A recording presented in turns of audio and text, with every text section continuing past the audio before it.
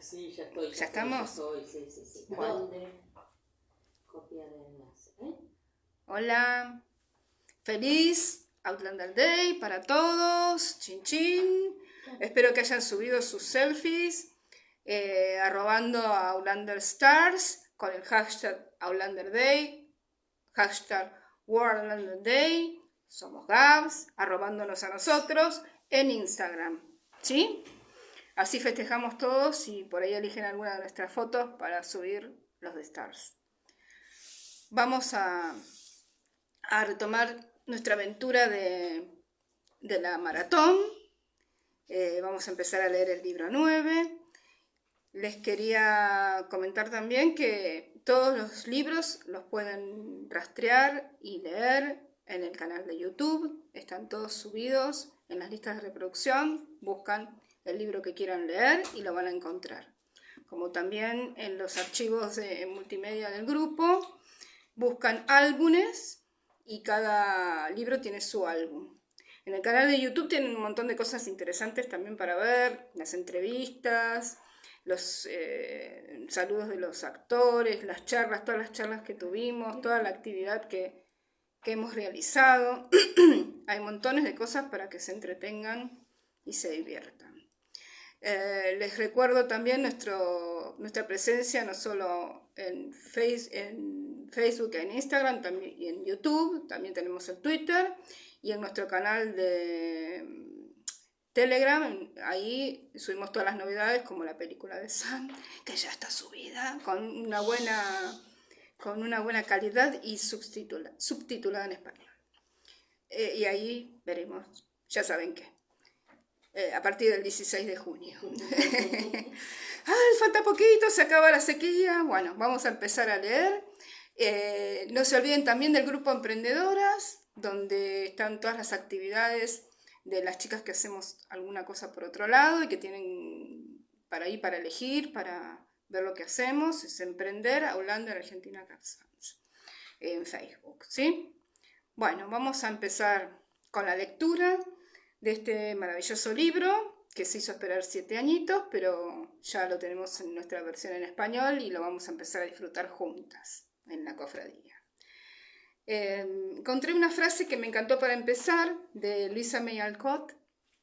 Some books are so familiar that reading them is like being to home again, que tiene tanto que ver con el final del libro 8 escrito y el comienzo del libro 9, que son casi una continuación, y dice: algunos libros son tan familiares que leerlos es casi como estar en casa. ¿Sí?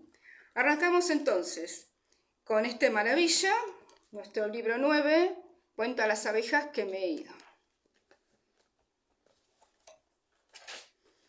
Cuenta las abejas que me fui. Traducción del inglés de Laura Fernández y Eduardo Hoffman. Para tú, el auténtico norte. Tienen en el comienzo del libro, los que no tienen el libro en papel, un hermoso mapita que también está, creo que en los Outlandish, con las inmediaciones del Cerro Fraser, está el Monte Josiah y algunas de las localidades cercanas. En nuestro grupo, cuando hacemos las pestañas de la Outlander USA, exploramos todas las localidades que tienen que ver con los Frasers en Estados Unidos. A los que les interesa se pueden buscarlo en la lupita y interiorizarse más con este tema. Prólogo. Sabes que algo se acerca, algo específico, inquietante y espantoso. Va a ocurrir. Lo presientes, lo apartas, pero lenta e inexorablemente vuelve a colarse en tu mente. Te preparas como puedes, o piensas que lo haces, pero tus huesos saben la verdad.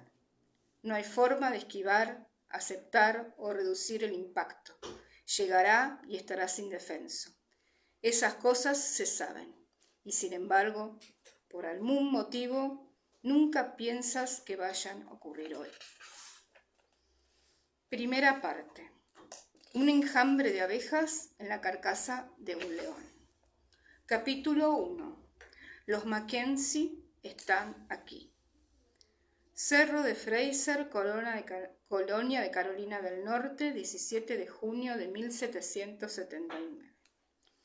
Tenía una piedra debajo de la nalga derecha, pero no quería moverme. Era un latido diminuto que palpitaba bajo mis dedos, suave y obstinado, y proyectaba sacudidas fugaces e intensas.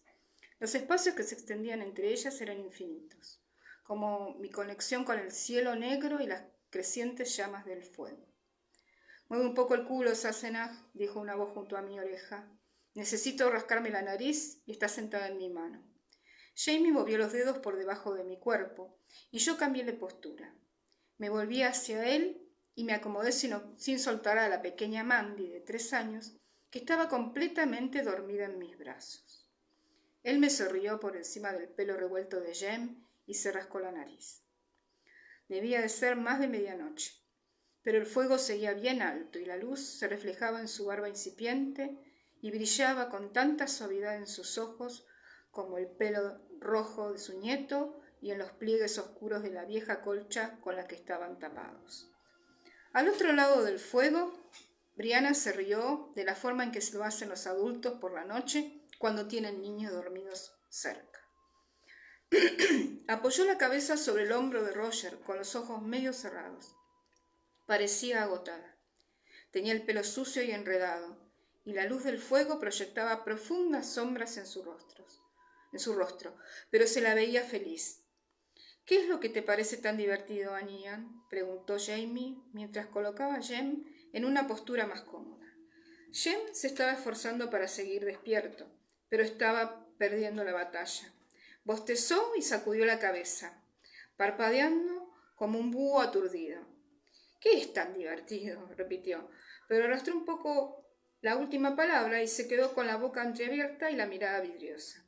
Su madre se rió. Fue un precioso sonido femenino y yo noté la sonrisa de Jamie. Le he preguntado a papá si recordaba una asamblea a la que fuimos hace algunos años. Los clanes se reunieron junto a una hoguera. Yo le di a papá una antorcha y le pedí que se acercara al fuego y anunciara que los Mackenzie estaban allí. «Ah», Jem parpadeó una vez, después lo hizo por segunda vez y miró el fuego que ardía ante nosotros. Y se formó una pequeña arruga entre sus cejas ligeramente pelirrojas. «¿Dónde estamos ahora?» «En casa», contestó Roger, con decisión, y me miró. Después miró a Jamie. «Para siempre». Jamie soltó una bocanada de aire igual a la que yo había estado conteniendo desde aquella tarde. Cuando esas 4 siluetas habían aparecido, de pronto era claro que se abría un poco más adelante, y nosotros habíamos corrido colina abajo para recibirlos. Al principio se produjo una muda explosión de felicidad, mientras nos lanzábamos los unos sobre los otros, y después el estallido creció cuando Amy Higgins salió de su cabaña, alertada por el ruido, seguida de Bobby y después de Aidan, que se había puesto a dar saltos al ver a Jem y lo había tirado al suelo, con Ori y el pequeño Rob. Joe Beasley también estaba en el bosque. Oyó el alboroto y se acercó a ver, y en lo que pareció apenas un instante, el claro estaba lleno de gente. 6 familias se enteraron de la noticia antes del atardecer, y no había duda que el resto lo descubriría al día siguiente.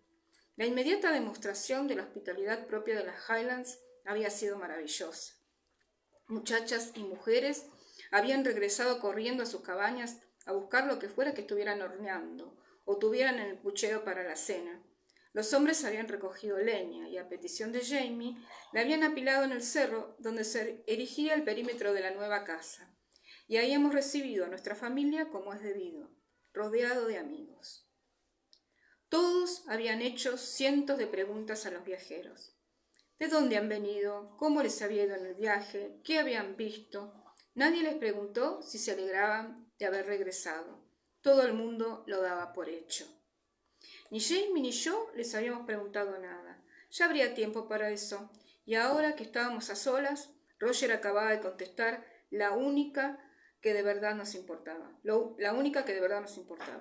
El porqué de esa pregunta, sin embargo, noté que se me erizaba el vello de la nuca. «Ya nos preocuparemos de eso a su debido tiempo», susurré con los labios pegados a los rizos negros de Mandy, y besé su diminuta oreja que estaba sorda por el sueño. Volví a deslizar los dedos por debajo de la ropa, sucia por el viaje, pero muy bien confeccionada, y encontré la fina cicatriz entre sus costillas, y el susurro del bisturí del cirujano que le había salvado la vida hacía 2 años, en un lugar muy lejos de donde me encontraba. Bajo los dedos sentía los apacibles latidos del corazón de esa pequeña tan valiente, y parpadeé para evitar que se me saltaran las lágrimas. No era la primera vez que ocurría ese día, y estaba convencida de que no sería la última. Tenía razón, ¿verdad?, preguntó Jamie. Fui consciente de que lo había hecho por segunda vez. ¿En qué? Cuando dije que necesitábamos más espacio, contestó con paciencia, y se volvió para indicar el rectángulo invisible de los cimientos de piedra, la única señal que había por el momento de la casa nueva. La huella de la gran casa original seguía visible en la marca negra que asomaba por debajo de la hierba del claro de más abajo, pero ya casi había desaparecido. Quizás, cuando la casa nueva estuviese terminada, ya no sería más un recuerdo. Brianna bostezó como un león. Después se apartó, la melena enredada, y parpadeó somnoliento en la oscuridad. «Seguro que este invierno dormimos en la despensa», respondió y se rió. «Mujer de poca fe», contestó Jamie, sin preocuparse lo más mínimo. «La madera ya está cerrada, dividida y tallada.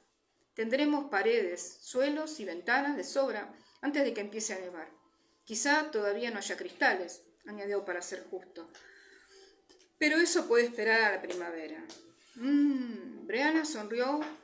Brianna volvió a parpadear y negó con la cabeza. Después se levantó para echar un vistazo. «¿Tenéis hogar?» «Claro, una serpentina preciosa, la piedra verde, ¿sabes?» «Sí, ya me acuerdo. ¿Tienes un trozo de hierro para ponerlo debajo?» Jamie parecía sorprendido. «No, todavía no, pero lo buscaré cuando bendigamos el hogar». «Muy bien». Brianna se sentó y rebuscó entre los pliegues de su capa, de donde sacó una gran bolsa de tela repleta de distintos objetos. Estuvo buscando en su interior durante unos instantes, hasta que extrajo algo que proyectaba un brillo negro a la luz del fuego. «Usa esto, papá», dijo entregándoselo a Jamie. Él lo miró un momento y sonrió y me lo dio a mí. «Sí, esto servirá», contestó. «¿Lo has traído para el hogar?» Lo que Brianna había traído era un suave cincel metálico de color negro, de unos 15 centímetros de largo y muy pesado, con la palabra artesano grabada en lo alto. «Bueno, para un hogar», repuso Bree sonriéndole.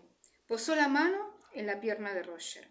«Al principio pensé que cuando nos fuera bien podríamos construir nuestra propia casa, pero…» Se volvió y paseó la vista por la oscuridad del cerro, hasta la cúpula del cielo frío y puro, donde brillaba la osa mayor. «Quizá no consigamos hacerlo antes del invierno. Y como ya me imaginaba que acabaríamos abusando de vuestra hospitalidad…» Miró a su padre con la cabeza gacha y Jamie resopló. «No seas tonta, muchacha. Estáis en vuestra casa y lo sabes perfectamente». La miró alzando una ceja. «Y cuantos más manos haya para ayudar a construirla, mejor. ¿Quieres ver el perímetro?» Sin esperar una respuesta, desenroscó a Jem de su tartán, lo dejó en el suelo a mi lado y se levantó. Sacó una de las ramas encendidas del fuego e hizo un gesto con la cabeza como señal de invitación en dirección al rectángulo invisible que debilitaba los nuevos cimientos. Bree seguía soñolienta, pero estaba animada. Me sonrió y negó con la cabeza con cariño. Después se echó la capa sobre los hombros y se levantó. «¿Vienes?», le preguntó a Roger. Él sonrió y le hizo un gesto con la mano para animarla a que se marchara. Entonces, «demasiado agotado para poder ver algo ahora, cariño. Estoy demasiado agotado para poder ver algo ahora, cariño. Ya lo veré más tarde, mañana». Bree le tocó el hombro con dulzura y se marchó tras la luz de la antorcha de Jamie, murmurando algo al tropezar con una piedra que había en la hierba. Y yo utilicé mi capa para tapar a Jem, que ni siquiera se había movido. Roger y yo aguardamos en silencio, oyendo cómo sus voces se alejaban en la oscuridad, y después seguimos en silencio algunos minutos más, escuchando los ruidos del fuego y de la noche y nuestros respectivos pensamientos. Que ellos se hubieran arriesgado a enfrentarse a los peligros del viaje, por no hablar de los de la época, pasara lo que pasase en la suya. Roger me miró a los ojos, se dio cuenta de lo que estaba pensando y suspiró. «Sí, era malo, mucho», repuso en voz baja. Aún así podríamos haber vuelto y aguantar. Yo quería hacerlo, pero teníamos miedo de que allí no hubiera nadie a quien Mandy pudiera sentir con la intensidad suficiente. ¿Mandy? Miré a la pequeña dormina. ¿Sentir a quién? ¿Y a qué te refieres con eso de haber vuelto? Espera, levanté la palma de la mano para disculparme. No intentes explicármelo ahora. Estás agotado y tenemos tiempo de sobra. Guardé silencio un momento y carraspeé. Y ya es suficiente con que estéis aquí. Entonces Roger sonrió. Era una sonrisa auténtica, aunque tras ella se ocultaba el cansancio de los kilómetros, los años y cosas horribles. Sí, afirmó, lo es. Estuvimos en silencio un buen rato. Roger cabeceaba. Yo pensaba que se estaba quedando dormido, y ya estaba a punto de levantarme para mandar a todo el mundo a la cama cuando volvió a levantar la cabeza. Una cosa. Sí. ¿Has conocido alguna vez, en cualquier época, a alguien llamado William Buckley Mackenzie? O quizás Buck Mackenzie. Me suena el nombre, dije lentamente, pero... Roger se frotó la cara con la mano y la dejó resbalar por el cuello hasta la cicatriz blanca que había dejado la cuerda. Pues, para empezar, ese hombre es el hombre que hizo que me colgara, pero también es mi cuarto bisabuelo. Nadie lo sabía cuando ordenó que me ahorcara, añadió con un tono casi comprensivo. Por Dios, y ay, perdona, ¿todavía eres una especie de pastor? Sonrió al escucharme decir eso, aunque las marcas del cansancio le dibujaban surcos en la cara. No creo que se olvide del todo, intervino. Pero si estabas a punto de decir por los clavos de Roosevelt, no me hubiera importado. Podría decirte que es apropiado para la situación. Y en pocas palabras me explicó cómo Buck Mackenzie había terminado en Escocia en 1980, solo para volver de nuevo al pasado con Roger con el propósito de encontrar a Jem. La historia es mucho más larga, me aseguró, pero el final, por ahora, es que lo dejamos en Escocia en 1779 con su madre, con Gaylis. Levanté la voz sin querer y Mandy se movió e hizo unos ruiditos. Le di unas palmaditas para tranquilizarla y la coloqué en la postura más cómoda. ¿La conociste? Sí, una mujer interesante. Había una taza a su lado, en el suelo, que todavía seguía medio llena de cerveza. Desde donde estaba, percibía el olor de la levadura y los lúpulos amargos. Roger la cogió y pareció dudar entre tomársela o vertérsela por la cabeza. Pero al final dio un sorbo y volvió a dejarla. Nosotros queríamos que él viniera. Ya sabíamos que era arriesgado, pero habíamos conseguido encontrar las gemas suficientes y pensaba que podíamos lograrlo todos juntos. Y su esposa está aquí. Hizo un gesto en dirección al bosque. En América, quiero decir. Ahora.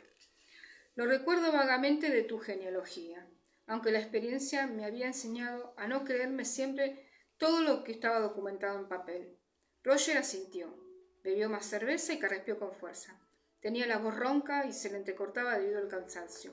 Imagino que lo has perdonado por... Me señalé el cuello. Desde donde estaba podía ver la marca de la cuerda y la sombra de la pequeña cicatriz que le había dejado cuando le practiqué la traqueotomía de emergencia con un cortaplumas y la boquilla de ámbar de una bimba. Lo quería, contestó sin más. Una leve sonrisa asomó entre su barba incipiente y el velo del cansancio. ¿Cuántas veces uno tiene la oportunidad de amar a alguien que le ha dado su sangre, su vida, y todo sin saber nunca quién será o si existirá siquiera?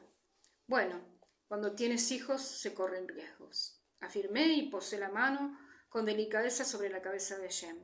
Estaba caliente y noté la textura de su pelo sucio, pero suave bajo los dedos. Él y Mandy olían a cachorro, un olor dulce y muy animal, rebosante de inocencia. Sí, admitió Roger en voz baja, es verdad. El crujido de la hierba y las voces que se oían a nuestra espalda anunciaban el regreso de los ingenieros, que venían enfrascados en una discusión sobre fontanería. Sí, es posible, estaba diciendo Jamie, pero no sé si podremos conseguir todo lo que necesitas para hacerlo antes de que llegue el frío. Aunque he empezado a cavar para construir un retrete nuevo. Con eso bastará de momento. Más adelante, en primavera, Brianna le contestó algo que no entendí. Y entonces aparecieron enmarcados por el halo del fuego y con la luz de las llamas reflejadas en sus rostros, tan parecidos, con la misma nariz larga y el pelo rojizo. Roger se movió y flexionó las piernas. y yo me levanté con cuidado, con Mandy en brazos, flácida como su muñeca Esmeralda. «Es maravillosa, mamá», exclamó Bree y me abrazó. Noté su cuerpo fuerte y firme, y serenamente poderoso, rodeándome, con Mandy entre las dos. Brianna me estrechó con fuerza un momento. Después agachó la cabeza y me dio un beso en la frente. «Te quiero», dijo con un hilo de voz ronca. «Yo también te quiero, cariño», contesté con un nudo en la garganta y le toqué la cara tan agotada y radiante. Entonces se retiró y me cogió a Mandy de los brazos para echársela sobre el hombro con soltura. «Venga, colega», le dijo a Jem, dándole un suave golpecito en la punta de la bota, para irse a la cama. Él hizo un ruido somnoliento e interrogativo y levantó un poco la cabeza, pero después la dejó caer de nuevo completamente dormida. «No te preocupes, ya lo cojo yo». Roger le hizo un gesto a Jamie para que no se molestara. Se inclinó, tomó a Jem en los brazos y se levantó con un gruñido. «¿Vosotros también queréis iros a dormir?», preguntó. «Puedo volver a ocuparme del fuego en cuanto acueste a Jem». Jamie negó con la cabeza y me rodeó con el brazo. «No te preocupes. Quizá nos quedemos un rato hasta que se apague el fuego». Bajaron la colina poco a poco, arrastrando los pies como el ganado, y al compás de los ruidos que salían de la bolsa de Brianna. La cabaña de los Higgins, donde pasarían la noche, era un diminuto punto de luz en la oscuridad. Amy debía de haber encendido una lámpara de aceite y descorrido la cortina que cubría la ventana. Jamie todavía tenía el cincel en la mano. Con los ojos clavados en la espalda de su hija, lo alzó y lo besó, como en una ocasión había besado la empuñadura de su cuchillo delante de mí, y supe que eso también era una promesa sagrada. Se guardó el cincel en la escarcela y me rodeó con los brazos, agarrándome por la espalda para que los dos pudiéramos ver cómo se marchaban. Me apoyó la barbilla en la cabeza. «¿Qué estás pensando, Sassenach?», me preguntó en voz baja. «Te he visto los ojos y están llenos de nubes». Me acomodé contra él. El calor que desprendía era como un baluarte en mi espalda. «Los niños», dije vacilando, «ellos, es maravilloso que estén aquí. Pensaba que jamás volvería a verlos, y de pronto tragué salida, abrumada por la vertiginosa alegría de descubrirnos otra vez de esta manera tan inesperada, formando parte de algo tan extraordinario, de una familia. Poder ver crecer a Jem y a Mandy, volver a tener aquí a Bree y a Roger». «Sí», asintió. Adiviné una sonrisa en su voz. «Pero...». Tardé un momento, tanto para poner en orden mis pensamientos como para poder verbalizarlos. «Roger ha dicho que había pasado algo malo en su época, y sabes que ha habido de ser algo verdaderamente espantoso». «Sí», contestó con un tono un poco más duro. «Brianna me ha dicho lo mismo. Pero piensa, niña, que han vivido antes en este tiempo. Me refiero a que ya saben cómo es, ya saben cómo será». Se refería a la guerra, y le estreché las manos que tenía entrelazadas en mi abdomen. «No creo que lo sepan», repuse en voz baja, perdiendo la vista por el extenso valle. Se los había tragado la oscuridad. Nadie puede saberlo si no ha estado allí, en la guerra. «Sí», volvió a repetir un buen rato después. «Entiendo lo que dices, Sassenach. Pensaba que me iba a estallar el corazón cuando los he visto a Brianna y me he dado cuenta de que era ella en verdad y los niños. Pero a pesar de esa alegría, verás, los he añorado muchísimo, pero me consolaba pensando que estaban a salvo. Ahora...». Guardó silencio y pude sentir su corazón latiendo contra mí, lento y constante. Jamie respiró hondo y el fuego crepitó de pronto. Una bolsa de alquitrán estalló y lo que provocó un puñado de chispas que desapareció en la noche. Un pequeño recordatorio de la guerra que se estaba desperezando poco a poco a nuestro alrededor. Los miró, intervino. Y entonces los miro, intervino, y de pronto el corazón se me llena de pánico, susurré agarrándome a él con fuerza. «De auténtico pánico». «Sí», contestó, «eso». Nos quedamos allí un rato, contemplando la oscuridad del valle, dejando que regresara la alegría. La ventana de la cabaña de los Higgins seguía brillando ligeramente a lo lejos en el claro. «Hay 9 personas en esa cabaña», comenté. Respiré el aire de la noche perfumado por los abetos. imaginando el aire viciado y la cálida humedad que emanaría de los 9 cuerpos dormidos, que ocupaban hasta el último centímetro horizontal de la cabaña, con un caldero y una tetera humeando en el hogar. La segunda ventana se iluminó. 4 de ellas son nuestras, aclaró Jamie, y se rió por lo bajo. Espero que la cabaña no se queme. Alguien había puesto leña fresca en el fuego y las chispas empezaban a bailar sobre la chimenea. No se va a quemar. Me dio la vuelta. Te deseo, Anilla, dijo en voz baja. ¿Te acuestas conmigo? Quizás sea la última vez que tengamos privacidad en un tiempo. Abrí la boca para decir por supuesto, pero se me escapó un gran bostezo. Me llevé una mano a los labios y la aparté para decir, oh, cariño, no iba en serio. Jamie se reía casi sin hacer ruido. Negó con la cabeza, puso bien la colcha arrugada en la que yo había estado sentada, se arrodilló sobre ella y me tendió la mano. Ven a tumbarte conmigo y a observar las estrellas un rato, Sassenach. Si sigues despierta dentro de 5 minutos, te quitaré la ropa y te amaré desnuda a la luz de la luna. Y si estoy dormida dentro de 5 minutos, me quité los zapatos y acepté su mano. Entonces no me molestaré en quitarte la ropa. El fuego estaba más bajo, pero seguía ardiendo. Podía sentir la cálida brisa que emanaba de las llamas, acariciándome la cara y erizándome el vello de las sienes. Las estrellas eran gruesas y brillantes, como un puñado de diamantes esparcidos en algún robo celestial. Compartí esa observación con Jamie, que respondió con un sonido escocés muy desdeñoso, pero después se tumbó a mi lado y suspiró disfrutando de las vistas. Sí, son bonitas. Allí está Casiopea, ¿la ves? Miré hacia la porción de cielo que me indicaba con un gesto, pero negué con la cabeza. Se me dan fatal las constelaciones.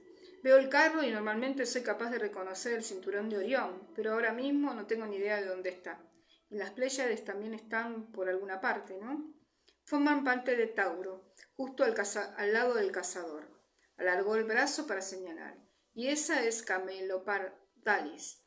Camelopardalis. No digas tonterías, no existe la constelación de la jirafa, y ya habría oído hablar de ella. Pues no está en el cielo justo en este momento, pero hay una. Y ahora que lo pienso, no es mucho más absurdo de lo que ha pasado hoy. No, dije en voz baja, no lo es. Jamie me rodeó con el brazo y me acerqué para apoyar la mejilla en su pecho.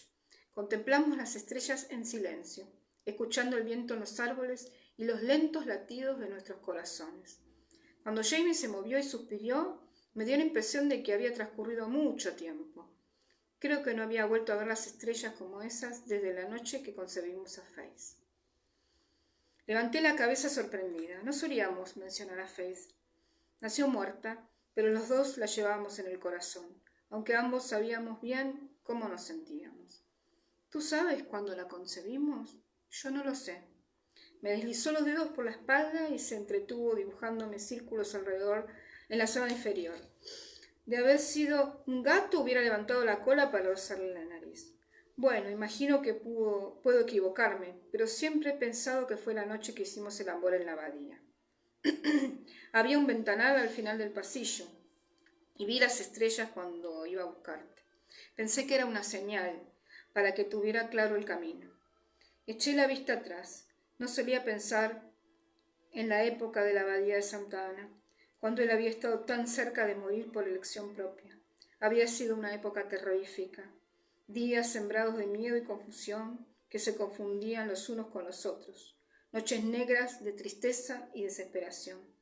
Y sin embargo, cuando miraba atrás, veía un puñado de imágenes muy intensas que destacaban como las letras brillantes en una página escrita en latín antiguo. El rostro del padre Anselmo, pálido a la luz de las velas, la cálida compasión de sus ojos y después el creciente brillo del asombro mientras escuchaba mi confesión. Las manos del abad tocando la frente de Jamie, sus ojos, sus labios, las palmas de las manos, delicado como el roce de un colibrí, ungiendo a su sobrino moribundo con el aceite bendito de la extrema unción. El silencio de la capilla oscura, donde yo había rezado por su vida y donde había hallado respuesta a mis plegarias. Y entre esos momentos estaba la noche en que me desperté y me lo encontré allí plantado, un espectro pálido junto a mi cama, desnudo y helado, tan débil que apenas podía caminar, pero de nuevo lleno de vida y de una terca determinación que jamás lo abandonaría. ¿Entonces te acuerdas de Faith? Me había apoyado la mano en el estómago y recordaba. Él no llegó a verla ni la sintió mucho más allá de las patadas y empujones puntuales que se intuían en mi interior. Me dio un beso en la frente y me miró. Claro que sí. ¿Y tú? Sí, solo quería que me contaras más cosas. Desde luego, eso pensaba hacer. Se apoyó sobre el codo y me atrajo hacia él para que pudiera compartir su tartán. ¿Esto también lo recuerdas?, le pregunté, tirando de la tela con la que él me había tapado. ¿Cuando compartiste tu tartán conmigo la noche en que nos conocimos? ¿Para evitar que te congelaras? Sí. Me dio un beso en la nuca. En la abadía era yo quien estaba congelado. Me había agotado intentando caminar y tú no me dejabas comer nada, por lo que me estaba muriendo de hambre y... Oh, eso no es verdad, eres un... ¿Acaso te mentirías, Asenath? Pues claro que sí, contesté, lo haces continuamente, pero ahora no importa. Estabas congelado y muerto de hambre y de pronto decidiste que en lugar de pedirle al hermano Paul una manta o un cuenco con una bebida caliente, preferías recorrer desnudo un oscuro pasillo de piedra para meterte en la cama conmigo. Hay cosas que son más importantes que la comida, Asenath. Me posó la mano en el trasero y en ese momento descubrir si podía volver a acostarme contigo era lo más importante del mundo. Decidí que si no podía hacerlo, saldría caminando bajo la nieve y no volvería. Por supuesto, no se te ocurrió esperar algunas semanas más y recuperar las fuerzas. Bueno, estaba bastante seguro de que podía caminar hasta allí apoyándome en las paredes, y el resto lo haría tumbado, así que ¿para qué esperar? Había empezado a acariciarme el trasero distraídamente. ¿Te acuerdas? Fue como hacer el amor con un bloque de hielo. Y así había sido. También me había llenado el corazón de ternura y me había provocado una esperanza que había pensado que no volvería a sentir. Aunque te descongelaste poco después. Solo un poco, al principio. Acababa de rodearlo con los brazos y me esforcé todo lo posible para generar calor corporal. Me había quitado el camisón desesperada por pegarme todo lo posible a él. Recordé la dura y afilada curva de su cadera, los bultos en su columna y las cicatrices recientes que tenía en la espalda. Eras un saco de huesos. Me di la vuelta y tiré de él. Lo acerqué a mí. Quería sentir el consuelo del calor que desprendía. En ese momento, para aliviar el frío del recuerdo. Estaba caliente y vivo, muy vivo. Me pasaste la pierna por encima para evitar que me cayera de la cama. Eso sí que lo recuerdo. Me acarició la pierna muy despacio y pude oír la sonrisa en su voz, aunque su rostro estaba envuelto en sombras, pues el fuego ardía a su espalda y se reflejaba en su pelo. Era una cama pequeña. Lo era un estrecho catre de monasterio, apenas lo bastante grande para una persona de tamaño normal. Y a pesar de estar muerto de hambre, Jamie ocupaba mucho espacio. Quería ponerte de espaldas, Asenath, pero tenía miedo de que acabáramos los dos en el suelo. Y bueno, no estaba seguro de poder levantarme. Jamie había temblado, tenía frío y estaba débil, pero ahora era consciente de que probablemente también había tenido miedo. Cogí la mano que tenía apoyada en mi cadera y me la llevé a los labios para besarle los nudillos. Tenía los dedos fríos por el aire de la noche y se tensaron al sentir la calidez de los míos. Te las ingeniaste, dije en voz baja, y me tumbé boca arriba arrastrándolo conmigo. Lo justo, murmuró, encontrando el camino a través de las capas de la colcha, el tartán, la camisa y el camisón. Suspiró con fuerza y yo también. Oh Dios, Sassenach. Se movió un poco. Lo que sentí, susurró, aquella noche, al pensar que jamás volvería a hacerte el amor, y luego lo había conseguido, y sí que fue lo justo. Pensé que lo haría aunque fuera lo último que hiciese en esta vida. Estuvo a punto de serlo, musité yo. Le agarré el trasero firme y redondo. Por un momento llegué a creer que habías muerto, hasta que empezaste a moverte. Eso pensaba, dijo riendo, y suspirando al mismo tiempo. Oh Dios, Claire. Se agachó un poco y pegó la frente a la mía un instante. También lo había hecho aquella noche, con la piel fría y empapada de desesperación, y yo había sentido que le estaba insuflando mi propia vida, con la boca pegada a sus labios, tan suaves y entreabiertos, desprendiendo un ligero aroma a cerveza mezclada con huevo, que era lo único que lograba digerir. Quería, afirmó con un hilo de voz, te deseaba, quería amarte, pero cuando estuve dentro de ti quería... Entonces suspiró y se internó más profundamente en mí. Pensaba que moriría de eso allí mismo, y lo deseaba. Quería irme mientras estaba dentro de ti. Su voz había cambiado, seguía siendo suave, pero parecía lejana, distante, y supe que se había alejado del presente, se había vuelto a la oscuridad de la piedra fría, al pánico, al miedo, a aquella necesidad abrumadora. Quería derramar mi semilla en ti, y que eso fuera lo último que hiciese. Pero entonces empecé, y supe que no pasaría, que viviría, pero que seguiría dentro de ti para siempre, que te estaba dando un hijo. Había vuelto mientras hablaba, había regresado al presente y a mí. Lo abracé con fuerza y lo sentí grande, sólido y fuerte entre mis brazos, pero temblaba indefenso mientras se entregaba. Noté que se le llenaban los ojos de lágrimas cálidas y cómo resbalaban frías hasta mi cabello. Al rato, Jamie se movió y se puso de lado. Tenía una de sus grandes manos posadas en mi abdomen. Me las ingenié, dijo, y sonrió un poco con la luz que se le reflejaba en la cara. Sí, contesté, y volviendo a tirar de la colcha para taparnos, me tumbé con él, satisfecha a la luz de las llamas mortecinas y las estrellas eternas. Capítulo 2. Un día de vino azul. Estoy acá con las chicas del taller que estuvimos leyendo antes, con Lilian y con Blanca, que me están haciendo el aguante. Un día de vino azul. El agotamiento hizo que Roger durmiera como un tronco, a pesar de que la cama de los Mackenzie consistía de 2 cubrecamas harapientos que Amy Higgins había sacado con precipitación de una bolsa de costura. Los había extendido sobre la ropa sucia de una semana de los Higgins y había utilizado, qué lindo colchón, y había utilizado los abrigos de los Mackenzie como mantas.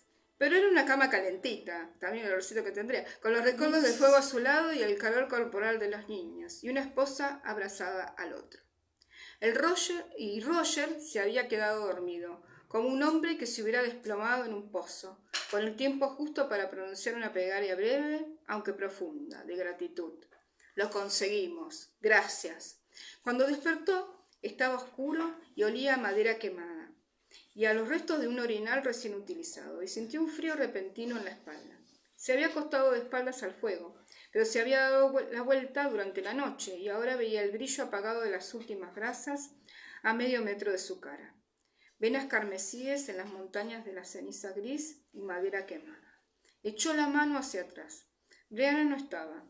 Había un bulto impreciso a los pies del cubrecamas que debía de ser Jem y Mandy. El resto de la cabaña seguía adormecido, y el aire espeso por la respiración pesada de los ocupantes. Bri susurró, apoyándose en el codo para levantar la cabeza. Estaba allí mismo.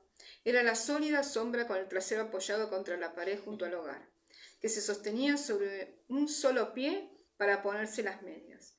Bajó el pie, se agachó a su lado y le acarició la cara con los dedos. Me voy a casar con papá, murmuró, inclinándose hacia él.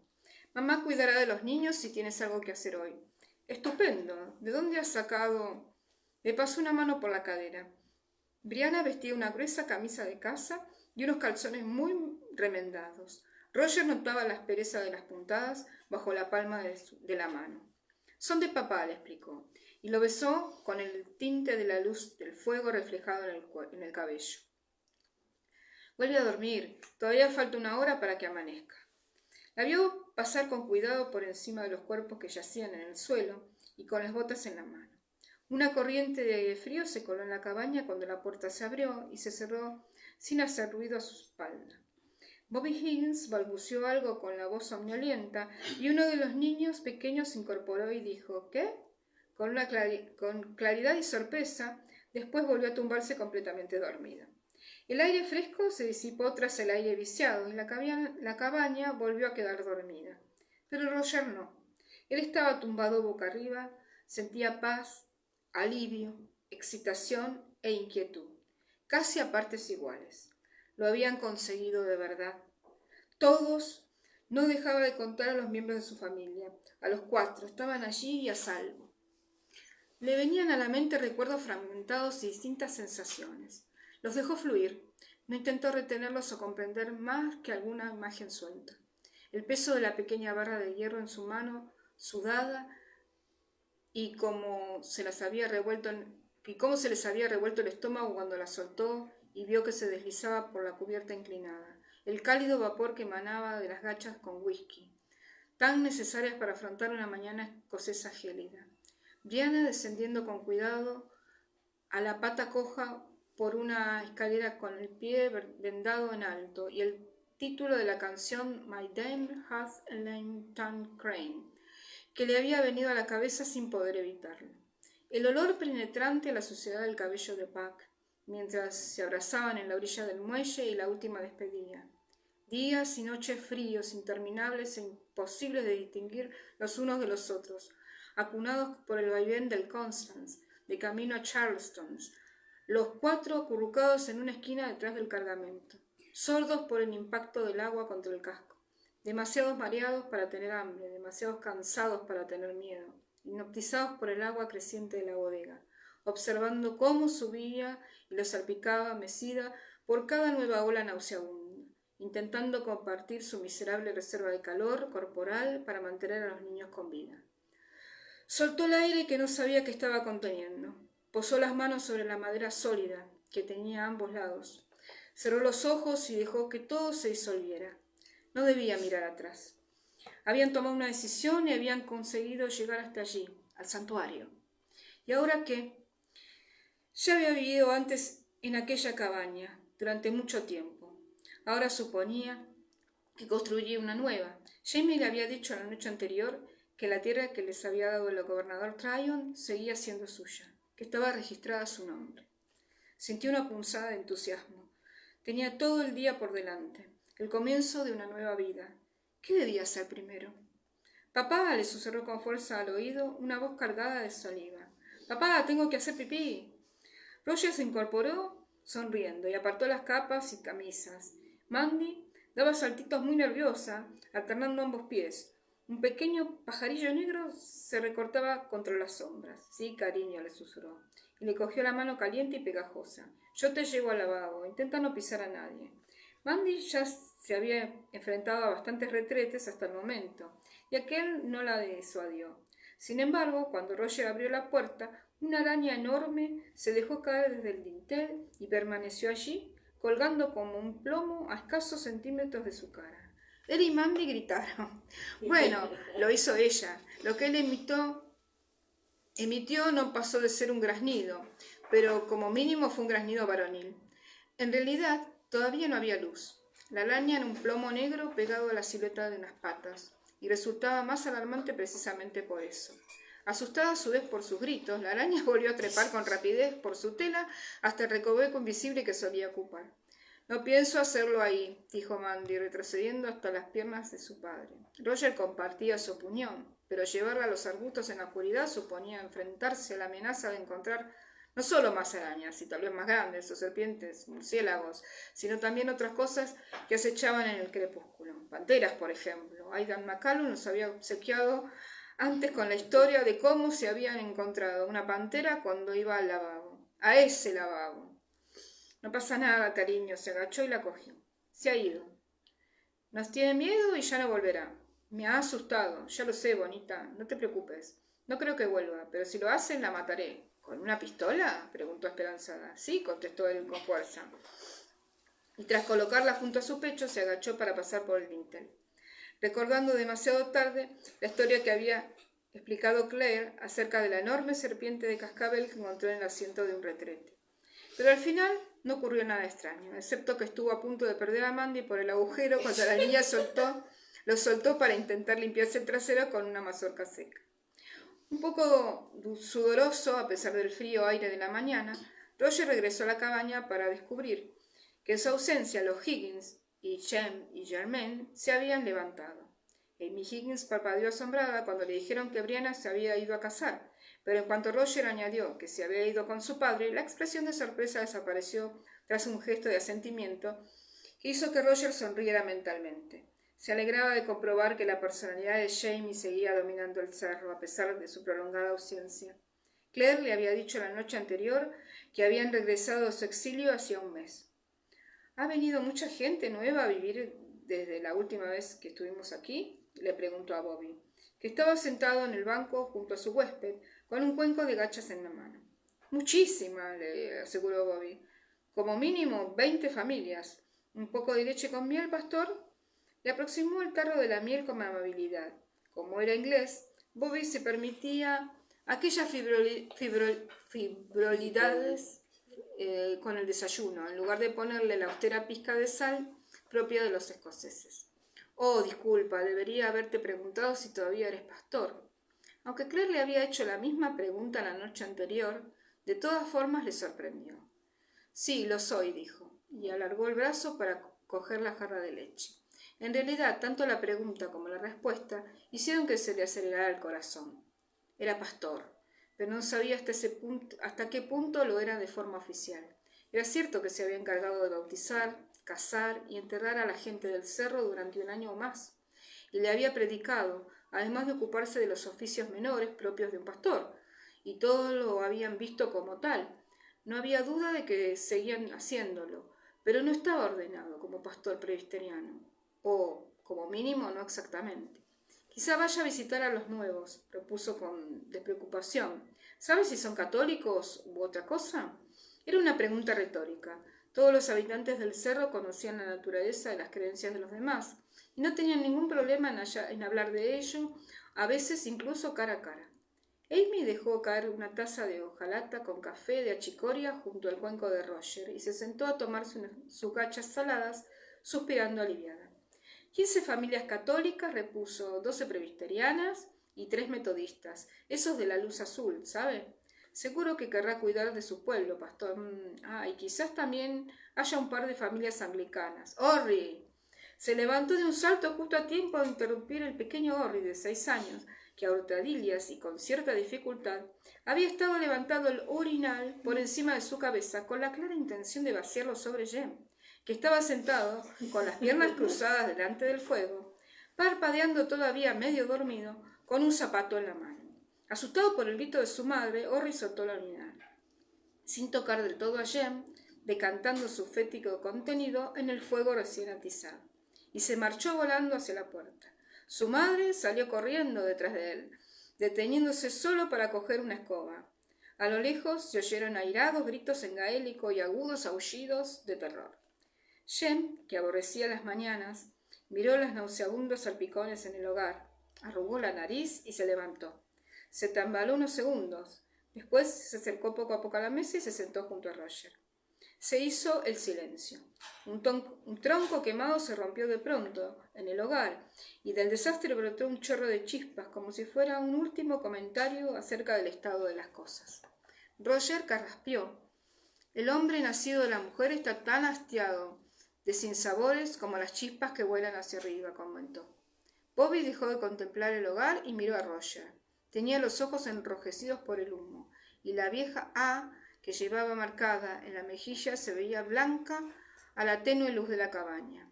Bien dicho, pastor, dijo. Bienvenido. Su madre decía que era un día de vino azul, un día en el que el aire y el cielo eran una sola cosa, y cada vez que respiraba se embriagaba. Las hojas de los castaños y los robles crujían bajo sus pies a cada paso y desprendían una fragancia tan nítida como las agujas de pino de las alturas. Ascendían por la montaña, pistolas en mano. Brianna Fraser Mackenzie se sentía igual que el día. Su padre le apartó una rama de cicuta y ella pasó por debajo, agachándose un poco para llegar hasta él. Fair Millis, afirmó, gesticulando en dirección a la vasta pradera que se abría ante ellos. ¿Recuerdas un poco de Gailey? ¿Verdad, muchacha? Había dicho algo sobre la hierba. Has dicho algo sobre la hierba, repuso ella rebuscando precipitadamente sus armarios mentales. Pero no conozco la otra palabra. Hierba de búfalo. Así llamamos al pasto que crece en esta pradera. Es un pasto muy bueno, pero esto está demasiado alto para la mayor parte del ganado y debido a las panteras y los osos tampoco es bueno dejar a los animales muchos días por aquí sin vigilancia. Se formó una ola en la pradera y al mecerse, las cabezas verdes y plateadas de los millones de tallos reflejaron la luz del sol. Había mariposas amarillas y blancas por aquí y por allá. Se oyó un repentino estrépito, cuando algún mamífero de gran tamaño desapareció en la maleza, dejando un balanceo de ramas a su paso. Por lo que veo, también hay bastante competencia, dijo Brianna, haciendo un gesto con la cabeza hacia el lugar por donde había desaparecido el animal. Alzó una ceja para preguntar si debían perseguirlo, pero al suponer que su padre tenía algún buen motivo para no hacerlo, ni tan siquiera se había movido. Sí, un poco, contestó su padre, y giró hacia la derecha para continuar avanzando a la sombra de los árboles que rodeaban la pradera. Pero estos no se alimentan con lo mismo que las vacas o las ovejas, y menos si el pasto es bueno. Era un ciervo viejo, añadió con despreocupación por encima del hombro. No nos hace falta matarlos en verano. Hay mejor carne y también más abundante. Brianna alzó ambas cejas, pero lo siguió sin hacer ningún comentario. Jamie se volvió y sonrió. Donde hay uno, es muy probable que haya más en esta época del año. Las ciervas y los cervatillos empiezan a reunirse en pequeños rebaños. Todavía no están en celo, pero los machos siempre están pensando en eso. Él sabe muy bien dónde están. Señaló con la cabeza en la dirección por la que habían desaparecido el ciervo. Ella reprimió una sonrisa recordando algunas de las opiniones de su madre acerca de los hombres y la función de la testosterona. Pero Jamie la vio y le lanzó una divertida mirada de disculpa, porque sabía lo que estaba pensando, y el hecho de que lo supiera le provocó a Brianna una dulce punzada en el corazón. Sí, tu madre tiene razón acerca de los hombres, admitió encogiéndose de hombros. No lo olvides, amiga, añadió un poco más serio. Después se volvió levantando la cabeza hacia la brisa. Están cerca de la pradera, pero a favor del viento. No conseguiremos acercarnos a no ser que subamos y los acechemos por el otro lado del cerro. Sin embargo, se señaló hacia el oeste con la cabeza. Pero había pensado que, si no te importa, primero podíamos pasar por la casa del joven Ian. —¿Importarme? No. Brianna se emocionó al oír mencionar a su primo.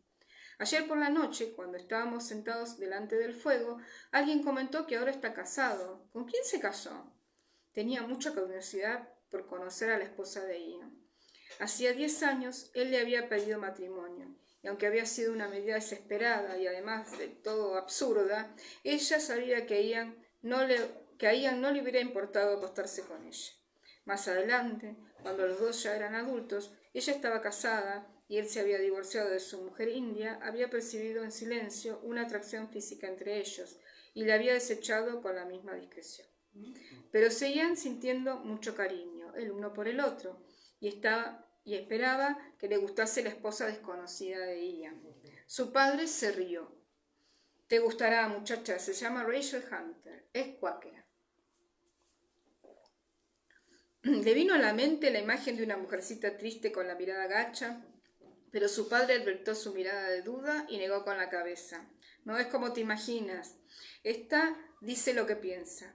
Ian está enamoradísimo de ella y ella de él. ¡Qué bien! Lo decía en serio, aunque su padre le lanzó una mirada divertida alzando una ceja, pero no añadió nada más y se volvió para abrir la marcha a través de las ondas rizadas de hierba perfumada. La cabaña de Ian era encantadora, aunque no era muy distinta de las otras cabañas de la montaña que había visto Brianna. Estaba en medio de una alameda y el aleteo de las hojas fragmentaba los rayos del sol en un laberinto de luces y sombras, por lo que la cabaña tenía cierto aspecto mágico, como si pudiera desaparecer entre los árboles si dejabas de mirarla. 4 cabras y 2 niños asomaron sus respectivas cabezas por encima de la cerca del redil y formaron un simpático alboroto al saludarlos, pero nadie salió a ver quiénes eran los recién llegados. «Se han ido a algún sitio», comentó Jamie mirando hacia la casa con los ojos entornados. «¿Eso de la puerta es una nota?» Y lo era, un trozo de papel clavado en la puerta con una gran astilla, donde había una línea de palabras incomprensibles que Bria acabó reconociendo como gaélico. «¿La mujer de Ian es escocesa?», preguntó con el ceño fruncido. Las únicas palabras que pudo reconocer eran, o eso creía, macree y cabra. «No, es de Jenny», dijo su padre, sacando las gafas para leer la nota. «Dice que ella y Rachel se han ido a coser a casa de los macree y que si Ian llega antes que ellas, puede ordeñar las cabras y reservar la mitad de la leche para hacer queso». Las cabras, como si hubiesen oído mencionar su nombre, emitieron un coro de fuertes balidos desde el redil. Es evidente que Ian todavía no ha regresado, observó Brianna. ¿Crees que hay que ordeñarlas ahora? Me parece que recuerdo cómo se hacía. Su padre sonrió al escuchar la sugerencia, pero negó con la cabeza. No, Jenny debe haberlas ordeñado hace algunas horas. Aguantarán hasta la noche. Hasta ese momento, Brianna había dado por supuesto que Jenny era el nombre de alguna empleada, pero al escuchar el tono con el que Jamie lo había dicho, la joven parpadeó. «Jenny, ¿te refieres a tu hermana Jenny?», preguntó sin dar crédito. «¿Está aquí?». Jamie pareció un poco sorprendido. «Sí, claro, lo siento, muchacha, no me había parado a pensar que no lo sabías». Ella, espera, levantó una mano y la miró fijamente. «Las cartas, escribimos, bueno, sobre todo lo escribió Claire, pero las tenemos». Brianna se quedó sin aliento. Fue la misma sensación que la había paralizado cuando Roger había llevado la caja de madera con el nombre de Jenny escrito en la tapa y al abrirla habían encontrado las cartas. Y la abrumadora sensación de alivio, alegría y dolor que experimentó cuando abrió la primera de ellas y leyó las palabras «Estamos vivos». La embargó la misma sensación y las lágrimas la cogieron por sorpresa, por lo que todo lo que la rodeaba parpadeó y se volvió borroso, como si la cabaña, su padre y ella misma estuvieran a punto de desaparecer, disueltos en la tintilante luz de los álamos. Hizo un sonido entrecortado y su padre la rodeó con el brazo para abrazarla. «Pensamos que no volveríamos a veros», le susurró en el cabello con la voz tomada por la emoción. «Nunca, Lennon. Tenía miedo, tenía tanto miedo que no hubieras llegado a salvo, de que hubieras muerto, todos perdidos ahí, y que no llegáramos a saberlo. No os lo podíamos decir». Brianna separó la cabeza del hombro de Jamie y se limpió la nariz con el reverso de la mano. «Pero vosotros sí. Esas cartas. Saber que seguíais con vida. Quiero decir». Dejó de hablar de repente y, parpadeando para borrar las últimas lágrimas, vio que Jamie apartaba la mirada y parpadeaba a su vez, tratando de ocultar las suyas. «Pero no era así», contestó en voz baja. «Cuando leíste esas cartas estábamos muertos». «Claro que no», lo contradijo ella con ardor. «No me leí todas las cartas de golpe, las espacié, porque mientras continuara teniendo cartas sin abrir, seguíais vivos». «Nada de eso importa, muchacha», dijo Jamie, al fin con un hilo de voz. Le cogió la mano y le besó los nudillos. Brianna sintió la suave caricia de su aliento cálido en la piel. «Ahora estáis aquí, y nosotros también. Es lo único que importa». Brianna llevaba el arma de la familia para cazar aves, y su padre había cogido un rifle bueno. Sin embargo, ella no pensaba disparar contra ningún pájaro, ni prestaría mucha atención a la caza menor, si eso significaba que podía ahuyentar a algún ciervo que hubiera por allí. La subida era empinada y enseguida se descubrió resoplando. El sudor se le acumulaba detrás las orejas, a pesar de que el día era fresco. Su padre ascendía la colina como siempre, como una cabra montesa, sin dar la más mínima muestra de esfuerzo. Pero, para su vergüenza, él advirtió su dificultad y le hizo señas para que se hiciera a un lado en una pequeña cornisa. «No tenemos prisa, Sanilla», repuso sonriéndole. «Aquí hay agua». Alargó el brazo con evidente indecisión y le tocó la mejilla sonrojada, pero apartó la mano enseguida. «Perdona, muchacha», afirmó y sonrió. «Todavía no estoy acostumbrado a la idea de que seas real». «Sé a qué te refieres», contestó ella en voz baja. Tragó saliva, levantó la mano y le tocó la cara a su padre, cálida y recién afeitada. Tenía los ojos entornados y tan azules como los suyos. «Oh», exclamó en un susurro, y volvió a abrazarla. Permanecieron de ese modo sin decir nada, mientras oían el graznido de los cuervos y volaban en círculos en el cielo y el goteo del agua sobre las rocas. «Toda Angus Ania», dijo, soltándola con la misma delicadeza con la que la había abrazado y girándola en dirección a un minúsculo reguero de agua que se deslizaba por la grieta de la roca. «Ven a beber». El agua estaba helada y tenía sabor a granito y un ligero regusto de la trementina de las agujas de pino. Ya había saciado la sed y se estaban mojando las mejillas sonrojadas cuando notó que su padre hacía un movimiento repentino. Se quedó de piedra y lo miró. Él también estaba inmóvil, pero alzó un poco los dos ojos y la barbilla para señalar la pendiente que tenían delante. Entonces Brianna vio y oyó un pequeño desprendimiento de barro que se había soltado y que impactó en la cornisa justo a su pie, seguido de un diminuto reguero de piedrecitas. Después se hizo el silencio, a excepción de los dos graznidos de los cuervos. Brianna pensó que se oían con más intensidad, como si los pájaros estuvieran más cerca. Están viendo algo, pensó.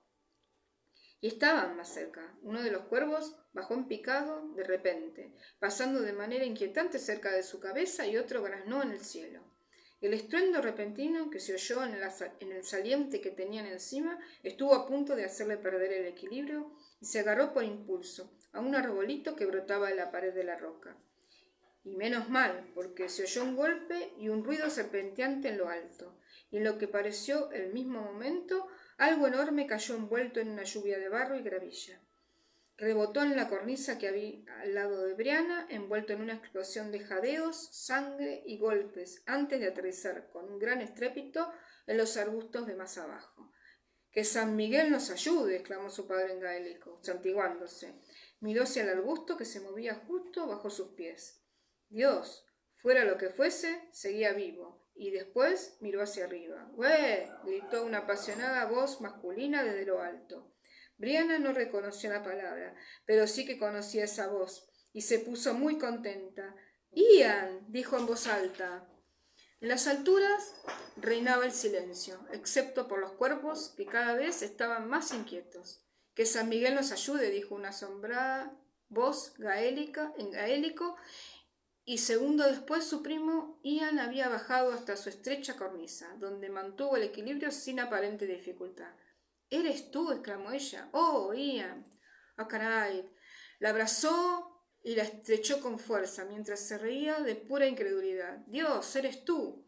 Se retiró un instante para poder mirarla bien y confirmarlo. Volvió a reírse, encantado. Le dio un buen beso y la estrechó entre sus brazos de nuevo. Ian olía a ante, a cebada y a pólvora, y la joven podía sentir los latidos de su corazón contra su pecho. Brianna oyó el ruido de algo que se arrastraba, y cuando se soltaron, se dio cuenta de que su padre había descendido de la cornisa y se estaba deslizando por la ladera, llena de rocas sueltas en dirección al arbusto donde había caído el ciervo. Tenía que ser un ciervo. Jamie se detuvo un momento junto a la maleza. Los arbustos seguían agitándose, pero los movimientos del ciervo herido eran cada vez menos violentos. Después desenvainó el cuchillo y, murmurando algo en gaélico, se internó con cuidado en el arbusto. —Son rosas silvestres —comentó Ian mirando por encima del hombro—, pero creo que conseguirá llegar a tiempo de cortarle el cuello. Ha sido un mal disparo y tenía miedo que... —¿Pero qué diablos? O sea, ¿cómo es que estás aquí? Se retiró unos centímetros y la miró de arriba abajo. Sonrió un poco al ver sus calzones y las botas de piel, pero dejó de sonreír cuando volvió a mirarla en los ojos, como si de pronto estuviera preocupado por algo. —¿Tu marido no ha venido? ¿Y los niños? —Sí, están aquí —le aseguró. Imagino que Roger estará dando golpes del martillo a algo, y Jem lo estará ayudando, y Mandy no dejará de molestar. En cuanto a por qué estamos aquí, el día y la alegría del reencuentro habían hecho que olvidara el pasado reciente, pero la necesidad de dar una explicación volvió a recordarle de golpe la magnitud de la situación. —No te preocupes, prima —se apresuró a decirle Ian al ver la cara que había puesto—. Ya habrá tiempo. ¿Crees que recuerdas cómo hay que disparar a un pavo? Hay una bandada entera paseando de un lado a otro como un grupo de bailarines danzando el ritmo del strip de Willow, en una fiesta a menos de medio kilómetro de aquí. Pues igual sí que me acuerdo. Había apoyado el arma en el risco mientras bebía. La caída del ciervo la había tirado al suelo y la recogió comprobándola. El golpe había torcido un poco el pedernal y ella lo recolocó. Ya no se percibían movimientos entre los arbustos y podía oír la voz de su padre a rachas en el viento entonando la oración de Gralo. ¿No deberíamos ayudar a papá con el ciervo? Bah, solo es un cervatillo, terminará antes de que pueda parpadear. Ian se asomó a la cornisa y gritó hacia abajo: «Me llevo a Bree a matar pavos, a bradar, matar». Abajo reinaba un silencio absoluto. A continuación se oyó mucho ajetreo, y la cabeza despeinada de Jamie asomó de pronto por encima de los rosales. Tenía el cabello suelto y enredado, la cara se le veía muy sofocada, y sangraba por varios cortes, heridas que también se le veían en los brazos y las manos, y parecía descontento. «Ian», dijo con un tono comedido, pero lo bastante alto como para que se lo oyera bien por encima de los ruidos del bosque. «McIan, McIan. Luego volvemos y te ayudamos a llevar la carne», le contestó Ian. Después se despidió con la mano alegremente, cogió el arma, miró a Bree y levantó la barbilla. Ella miró hacia abajo, pero su padre había desaparecido, y ya solo se veía el movimiento agitado de los arbustos. Se dio cuenta de que había perdido mucho ojo para la vida salvaje. La colina se le antojaba intransitable, pero Ian trepaba con la facilidad de un babuino, y tras vacilar un instante lo siguió, mucho más despacio, resbalando de vez en cuando, con los pequeños ríos de barro mientras intentaba agarrarse en los mismos sitios donde lo había hecho su primo. «¿Ian McIan?», preguntó al llegar a la cima, y detenerse a limpiarse el barro de los zapatos. El corazón le latía con demasiada fuerza. «Eso es lo mismo que cuando yo llamo a Jem, Jeremiah, Alexander, Ian, Fraser, Mackenzie en las ocasiones en que me enfado con él». «Algo así», contestó su primo, encogiéndose de hombros. «Ian, hijo de Ian, hijo de Ian. El objetivo es dejar en claro que eres una vergüenza para tus antepasados. ¿Entiendes?». Ian llevaba una camisa de percal, sucia y harapienta, pero le había arrancado las mangas, y ella le vio una gran cicatriz blanca en forma de estrella, de 4 puntas, en la curva del hombro desnudo y moreno. «¿Cómo te hiciste eso?», le preguntó, torciendo la cabeza en dirección a la señal. Ian se miró la cicatriz, hizo un gesto para quitarle importancia y se volvió para seguir guiándola colina arriba. «Bah, no es nada», repuso. «Un bastardo Abenaki me disparó una flecha en Monmouth. Denny me la sacó unos días después. Tensенhampton», añadió al ver su mirada de confusión. «El hermano de Rachel, el médico, es médico, como tu madre». Me agarró un caramelito. «Rachel», exclamó. «¿Tu mujer?».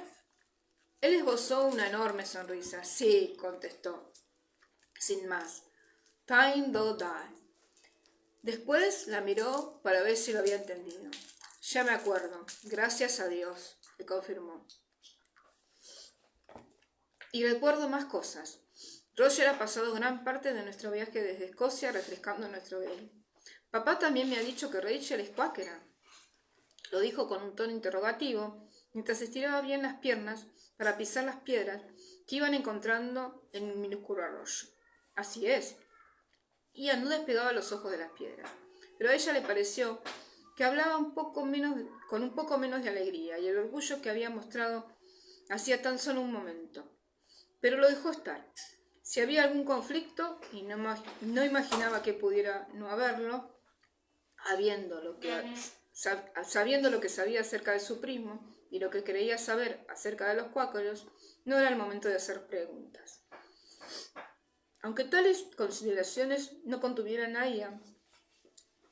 «¿De Escocia?», quiso saber, volviéndose para mirarla por encima del hombro. «¿Cuándo?». Entonces le cambió la expresión en cuanto fue consciente de la ambigüedad de ese cuándo, e hizo un gesto de disculpas como para que ignorase su pregunta. «Nos marchamos desde Edimburgo en marzo», comentó ella, eligiendo la respuesta más sencilla para el momento. «Ya te contaré luego el resto». Ian asintió, que anduvieron durante un rato, a veces juntos, mientras que en otras ocasiones era él quien abría la marcha, encontrando huellas de ciervo, esquivando algún matorral. Ella estaba encantada de poder ir detrás de él para observarlo sin avergonzarlo con su escrutinio. Estaba cambiado, y eso no era de extrañar. Seguía siendo alto y muy delgado, pero se había curtido. Era un hombre hecho y derecho, y se le distinguían muy bien los largos músculos de los brazos por debajo de la piel. Su cabello castaño se veía más oscuro. Lo llevaba trenzado y atado con un cordel, y decorado con algo que parecía plumas de pavo entrelazadas con la trenza. ¿Para qué le den buena suerte?, se preguntó Brianna. Ian había recogido el arco y la aljaba, que había dejado en el otro lado, en lo alto de la colina, y ahora la aljaba se balanceaba con suavidad contra su espalda. Pero la expresión de un hombre cabal no solo está en la cara, pensó divertida, está en los miembros y también en las coyunturas. Está curiosamente en las coyunturas de las caderas y de las muñecas. Está en su andar, en el porte, en su cuello, en la flexión del talle y de sus rodillas.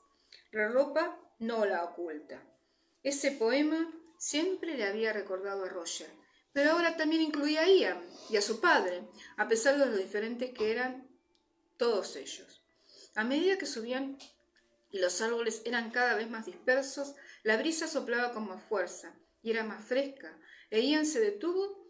Con un pequeño movimiento de los dedos le pidió que se acercara. ¿Lo oyes?, susurró al oído. Sí que lo oía, y el vello de la espalda se le erizó de placer. Eran unos pequeños gañidos estridentes, casi como el ladrido de un perro, y un poco más lejos se oía una especie de ronroneo intermitente, algo entre un gato enorme y un pequeño motor. Será mejor que te las quites y te frotes las piernas con barro, susurró Ian, señalando las medias de lana, y haz lo mismo con las manos y en la cara. Ella sintió. Apoyó el arma contra un árbol, apartó las hojas secas de una porción de tierra lo bastante húmeda como para frotárselas en la piel. Ian, cuya piel era prácticamente del mismo color de sus prendas de cuero, no necesitaba ese camuflaje. Se alejó en silencio mientras ella se estaba frotando las manos y la cara, y cuando Brianna levantó la mirada, no lo vio por un momento. Se oyó un ruido parecido al vaivén de una puerta oxidada, y de pronto vio a Ian aguardando inmóvil detrás de un líquido ámbar, a unos 4,5 metros de distancia.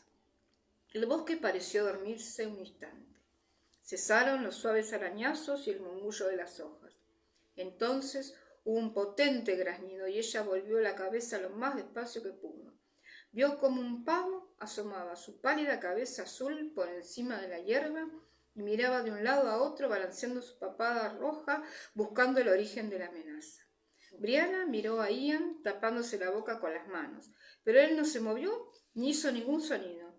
Ella aguantó la respiración y volvió a observar al pavo, el cual emitió un potente graznido, esta vez repetido por otro pavo a lo lejos. El pavo, al que Brianna estaba contemplando, se volvió hacia ese sonido. Levantó la cabeza y graznó. Escuchó un momento y después se agachó otra vez por debajo de la hierba. Ella miró a Ian. Él la vio moverse y negó con la cabeza muy despacio. Aguardaron durante 60 respiraciones. Brianna las contó. Y entonces Ian volvió a graznar.